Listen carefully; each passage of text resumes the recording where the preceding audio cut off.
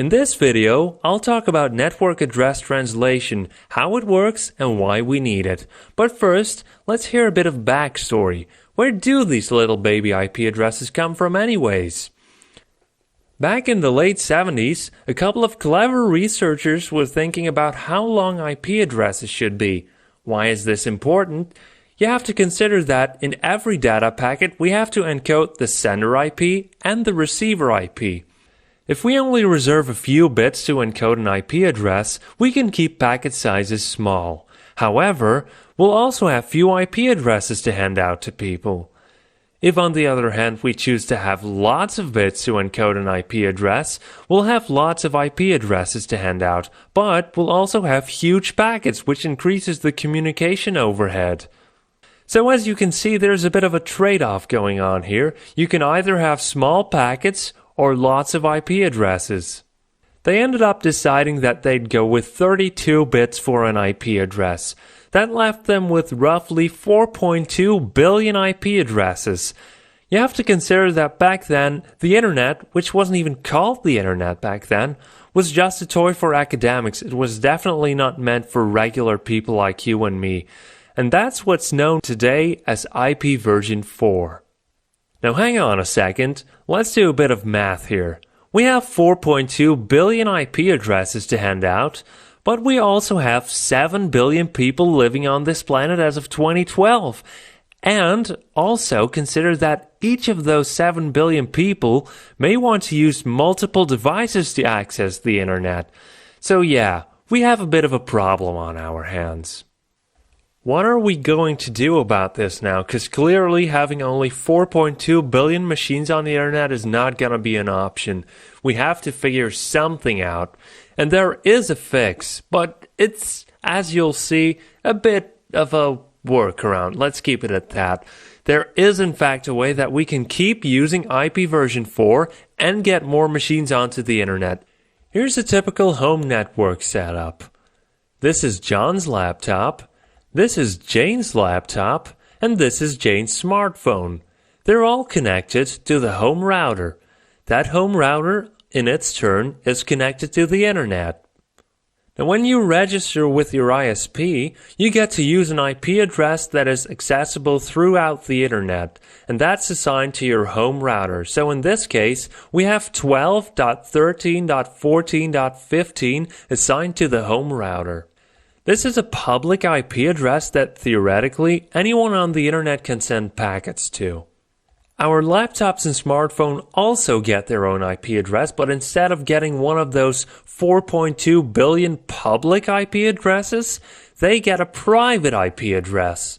That private IP address is assigned to them by the home router and is not accessible from the internet. Now, if these IP addresses look familiar to you, that's probably because they are.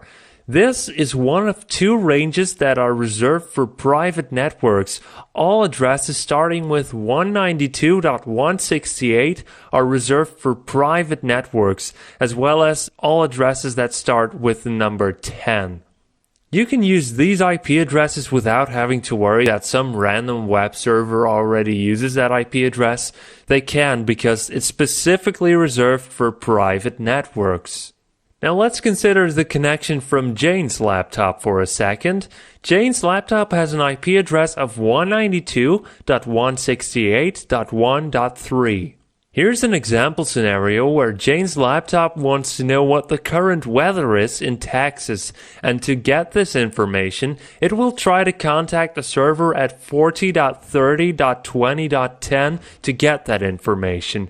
To reach this web server, Jane's laptop will have to go through the home router, through the internet, and finally then arriving at the web server. First, Jane's laptop has to send out a packet requesting the information. It says, "What's the current temperature in San Antonio, Texas?" Now, the message here isn't really important. The web server should know what to do with that, and we won't get into that right now. But what you should know is that there is a source IP address here with a source port, and a destination IP address with a destination port. In this case, it's port 80, which is frequently used for HTTP traffic. Now let's send this package on its way, shall we? When it arrives at the web server will process the incoming request and try to formulate a reply. The reply packet will be addressed to the sender, but in this case, because it was sent from 192.168.1.3, it will not be reachable because it's a private IP address. So what do we do now? Let's rewind that tape for just a second. Jane's laptop sends out a packet requesting the current temperature in San Antonio, Texas. It gets sent along to the home router, but instead of sending it right over the internet, the home router does something that's a little bit sneaky. When that packet re-emerges, you'll notice that the source IP address has been changed. This is not the only thing that the home router does. In addition, it also creates an entry in the NAT forwarding table. Now, we'll talk about the NAT forwarding table again in just a second, but for now, all you have to remember is that this thing allows us to know which packets are to be sent to Jane's laptop when they come in, and which packets are to be sent to that smartphone or John's laptop. Moving right along, the packet travels over the internet and arrives at the web server.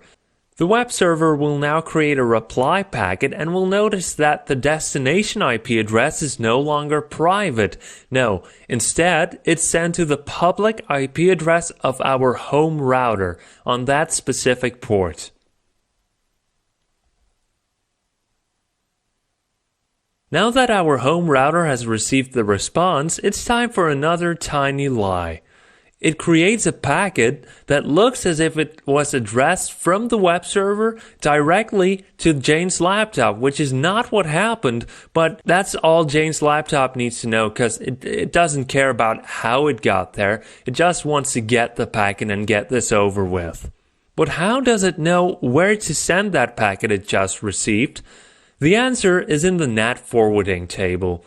We just received that packet on port 24604, and that means, if we look in our NAT forwarding table, that we have to change the IP address on the private side to 192.168.1.3 on that specific port over there in the forwarding table. Jane's laptop receives the packet, and the rest is history. Jane's laptop doesn't have to care about any of that NAT stuff. The home router completely handles it for Jane's laptop, and it is completely transparent, so Jane's laptop doesn't have to worry about public and private IP addresses. No, this is something the router fixes, and Jane's laptop doesn't have to worry about it. Of course, ideally, every computer would have its own public IP address, which is why we're slowly just slowly moving over to IP version 6. Remember how IP version 4 had 4.2 billion IP addresses at its disposal?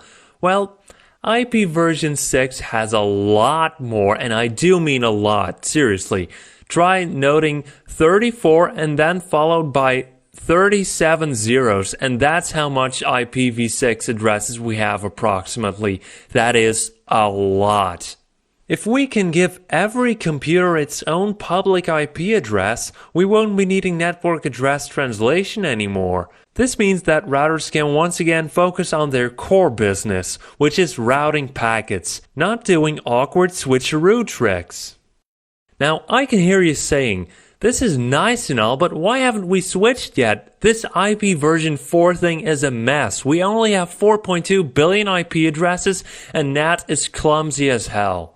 Well, it's not that simple. We have a lot of internet infrastructure that was built up over the years, and they all work with IP version 4. So we have laptops, desktops, home routers, but also stuff on the ISP side and web servers, and they all work with IP version 4. All these devices need to have hardware and software that supports IP version 6 before we can entirely switch over, and that is a huge task. Just to give you an idea, the IP version 6 standard was finalized in December of 1998, and yet here we are 14 years later and we're still running on IP version 4. You can see how this is one hell of a task. Alrighty, if there's anything you'd like to see explained, please do let me know in the comments below. Thanks for watching, and I'll see you next time.